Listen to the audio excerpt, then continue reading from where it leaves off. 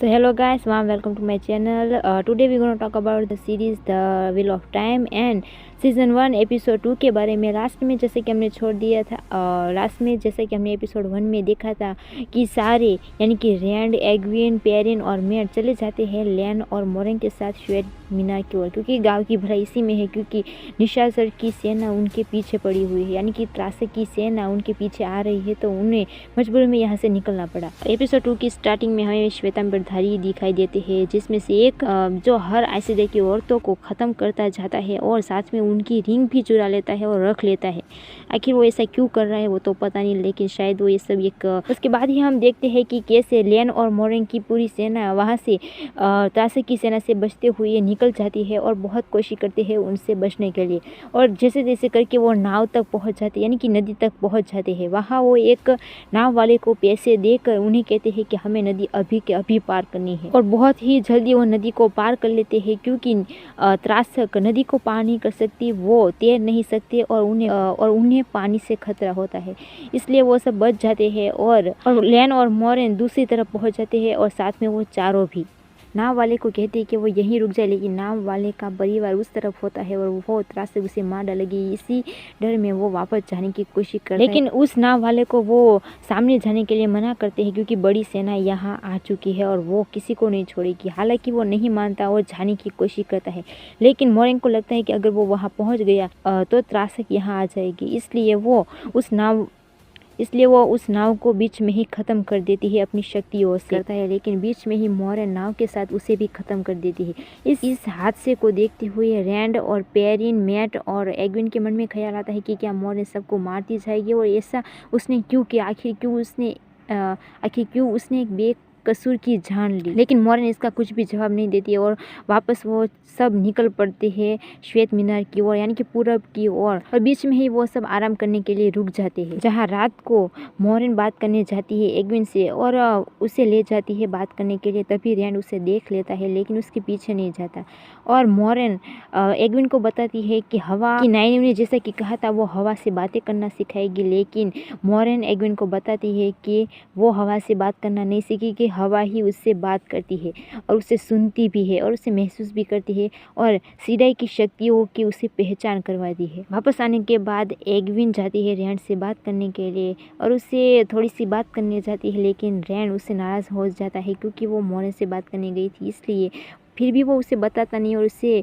कहता है कि कुछ देर के लिए मुझे अकेला छोड़ दो। तो वो जाती है पेरिन के पास। पेरिन ने अभी तक किसी को नहीं बताया कि उसके हाथों ही लैला की मौत हो गई। सबको लगता था कि त्रासक ने उसे मारा, लेकिन पेरिन को ये गिल्ट अंदर ही अंदर सताया जाता है और उसे कुछ भी समझ नहीं आता कि वो क्या करे, और खुद को लैला की मौत का गुनहगार समझता है। रात को जब रैंड सो रहा होता है तभी उसे लगता है कि उसके मुंह में कुछ है, यानी कि उसे खांसी आने लगती है, और जब वो अपने मुंह में से हाथ निकालकर एक चमगादड़ को बाहर निकालता है, उसे कुछ समझ नहीं आता, तभी उसके सामने एक लाल आंखों वाला इंसान आ जाता है, जिससे वो बहुत ही डर जाता है और अचानक झक जाता है। तभी उसे पता चलता है ये तो ये सिर्फ एक सपना था। उसके बाद वो देखता है कि कितने सारे चमगादड़ जो अब मर चुके हैं और उसे कुछ समझ नहीं आता। तभी बारी बारी सब बताते हैं मोरेन को कि उन सबको एक ही जैसे, यानी कि सबको एक जैसे सपने आए, वो भी बुरे बुरे, और सबके सपनों में यानी कि लाल आंखों वाला साया आया था। तभी मोरेन को कुछ पता नहीं चलता। उसे लगता है कि शायद आगे जाके हम सबको पता चल जाएगा कि वो ड्रैगन आखिर में है कौन।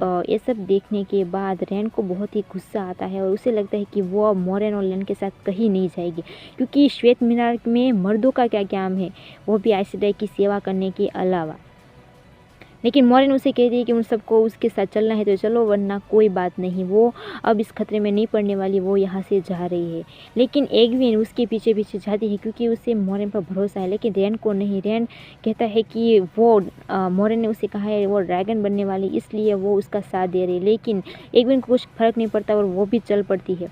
साथ ही साथ पेरिन भी चलता है और मैट भी, और वो कहते हैं कि रैंड अब हम सबको एक साथ ही रहना होगा। तो आखिर में वो सब भी लैन और मोरेन के साथ चले ही जाते हैं श्वेत मीनार की ओर, क्योंकि वहाँ जाके ही कुछ हो सकता है। लैन सबको बताता है कि श्वेतांबरधारी आ रहे हैं, और मोरेन उसकी अंगूठी लैन को दे देती है और सबको कहती है कि वो सब सच ही बोले, जितना हो सके उतना, कि मैं एक रानी हूँ और वो सब उसके साथ है। और श्वेतांबरधारी वहाँ आते हैं और उन्हें रोकते हैं और उनकी तलाश लेते हैं, लेकिन उन सबको कुछ नहीं मिलता, लेकिन उनमें से एक जो हर आइसडाई की औरतों को ख़त्म करता है, उसे शायद किसी की तलाश है, इसलिए वो मोरेन की तलाश लेता है। अंगूठी ढूंढने की कोशिश करता है, लेकिन रिंग उससे नहीं मिलती। तभी मोरेन को दर्द होता है और तभी वो बताती है कि निशाचर यानी कि त्रासकी सेना ने उन पर हमला किया था, इसलिए उसको एक घाव लग गया। उसके बाद पीताम्बरधारी उस पर यकीन कर लेते हैं और जाते हैं जहाँ मोरेन उनको जाने के लिए कहती है, यानी कि दो नदियों की गाँव जहाँ इस त्रासकी सेना का हमला होता। तो शायद इसके बाद मोरेन, लेन और 4 नौजवान उसके साथ ही निकल जाते हैं और पीताम्बरधारी जाते हैं दक्षिण की ओर, लेकिन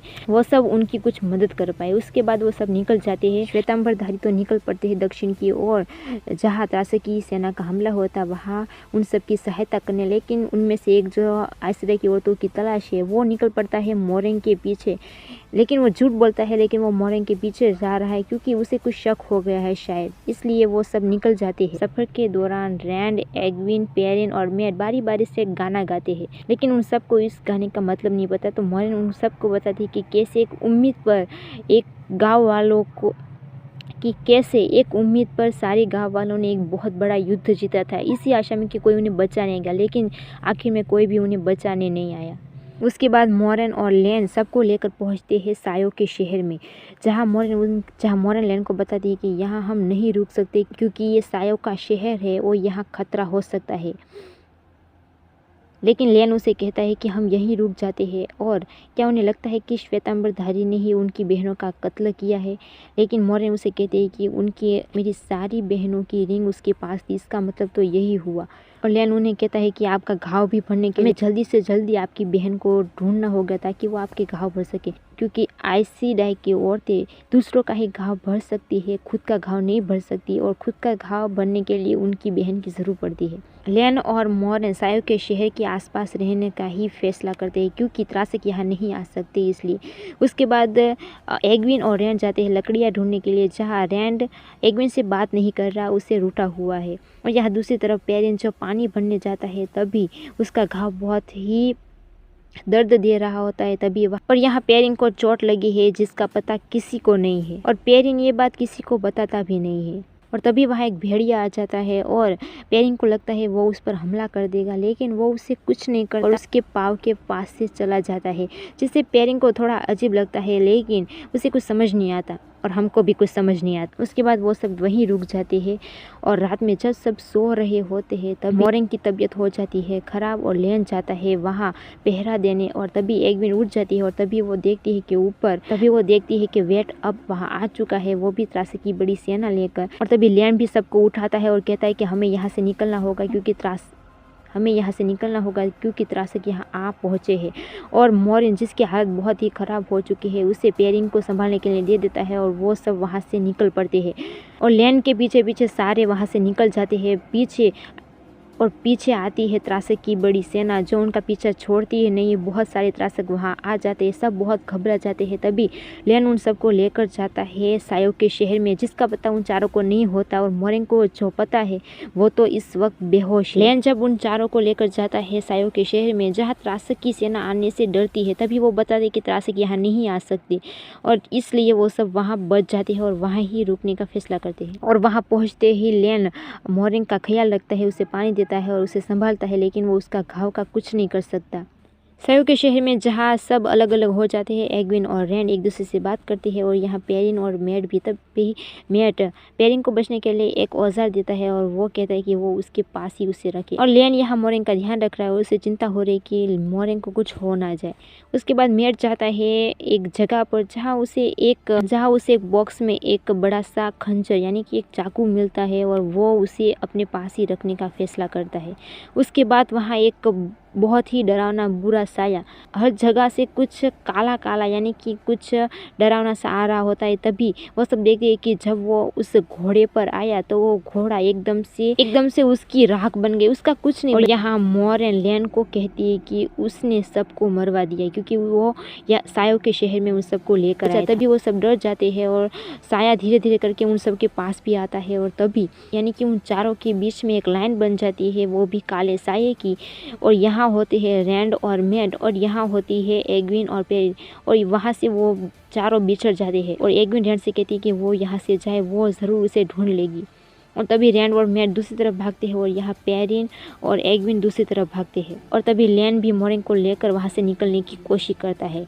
सब तरफ काला साया का ही जादू चलता है, सब तरफ वही दिखता है और वो बहुत ही खतरनाक होता है। उनके रास्ते में जो भी आता है वो मर जाता है, इसलिए वो सब भागने की बहुत कोशिश करते हैं। मैट और रैंड भी बहुत कोशिश करते हैं और वो वहाँ से निकलने में कामयाब होते हैं, लेकिन वो दूसरी तरफ निकलते हैं और यहाँ पेरिन और एग्विन भी जहाँ बहुत ही खतरा होता है, यानी कि वो दोनों बीच में ही फंस जाते हैं। तो वो दोनों डिसाइड करते हैं कि वो यहाँ से कूद जाए, वो भी पानी में, और वो भी वहाँ से निकलने में कामयाब होते हैं। और यहाँ लैन भी मोरेन को लेकर वहाँ से निकलने में कामयाब होता है और इसी तरह सारे लोग बच जाते हैं, लेकिन सब अलग अलग हो जाते हैं। रैंड और मैट बाहर जाके उन दोनों को ढूंढने की बहुत कोशिश करते हैं, लेकिन वो नहीं मिलते, तो वो दोनों वहाँ से निकलने का डिसाइड करते हैं। और यहाँ पेरिन और एग्विन भी बहुत ढूंढने की कोशिश करते हैं, चिल्लाकर बुलाने की कोशिश करते हैं, लेकिन वो दोनों भी वहाँ से निकल जाते हैं।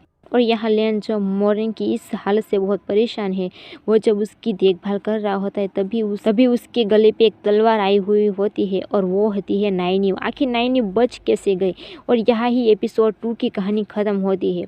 तो देखते हैं आगे क्या होता है। Thanks for watching this video, see you for next new video, यानी कि एपिसोड 3 में मिलते हैं। बाय बाय।